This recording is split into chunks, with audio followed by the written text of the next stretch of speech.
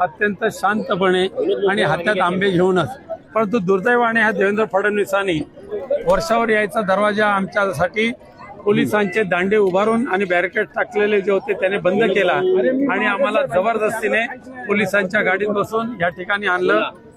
सर्वांना या ठिकाणी एकत्र आणलं असतं तर गोष्ट वेगळी, पण जे अलिबागवरून वगैरे आले त्यांना भाऊच्या धक्क्यावर आणि गेटवे ऑफ इंडियाकडे अडवलं, त्यांना कुलाबा पोलीस स्टेशनला घेऊन गेले. काही चर्नी रोड स्टेशनला जे उतरले त्यांना गाडीत भरलं आणि त्याने दादरला घेऊन गेले.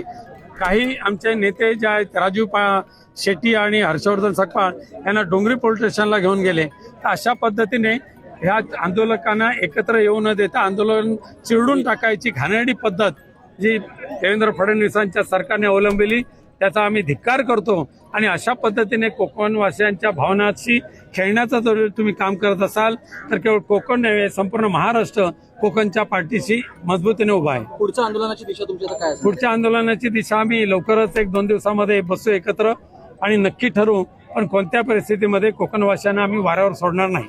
सर, वेगळा प्रश्न आहे, महागाईचा भडका वाढत चाललेला आहे. आता इंधन देखील महाराष्ट्रामध्ये खूप जास्त प्रमाणात